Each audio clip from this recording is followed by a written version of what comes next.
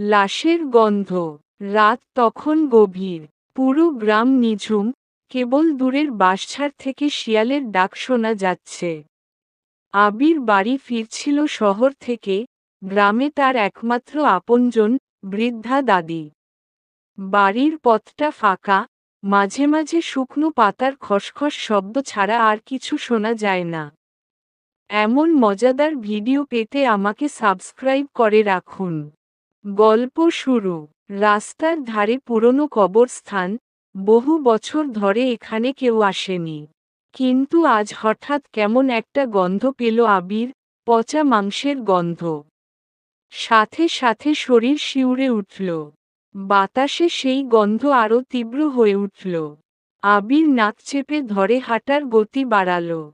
হঠাৎ পেছনে থেকে একটা চাপা হাসির শব্দ এলো। আবির থমকে দাঁড়াল। ঘামে ভিজে গেছে তার পুরো শরীর।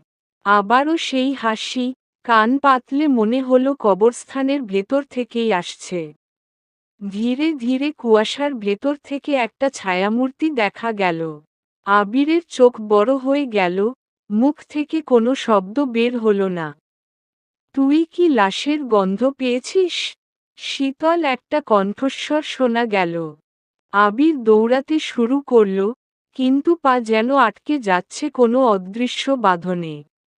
ছায়ামূর্তিটা ধীরে ধীরে স্পষ্ট হল, একজন যুবতী মেয়ে, তার শরীর আধেক পচা, চোখের কোটর ফাঁকা, ঠোঁটের কোণে বিকৃত হাসি। আমার লাশটা এখনো পচেনি পুরোপুরি, মেয়েটি ফিসফিস করে বলল। আবির দিশেহারা হয়ে ছুটতে লাগল। কিন্তু বাড়ির পথটা যেন দীর্ঘ থেকে দীর্ঘতর হয়ে যাচ্ছে। বাতাসে সেই পচা গন্ধ আরও তীব্র হল। পরদিন সকালে, গ্রামবাসীরা রাস্তার ধারে অজ্ঞান অবস্থায় আবিরকে পড়ে থাকতে দেখল। তার শরীর ঠান্ডা, ঠোঁট নীল। জ্ঞান ফেরার পর সে শুধু একটাই কথা বলছিল, লাশের গন্ধ, লাশের গন্ধ। গ্রামের বয়স্করা বলল, বহু বছর আগে ওই কবরস্থানে একটা অজ্ঞাত মেয়ের লাশ পাওয়া গিয়েছিল। কেউ জানত না সে কে ছিল। হয়তো আজও সে খুঁজে বেড়াচ্ছে, যে তার মৃত্যু রহস্যের কিনারা করবে। শেষ।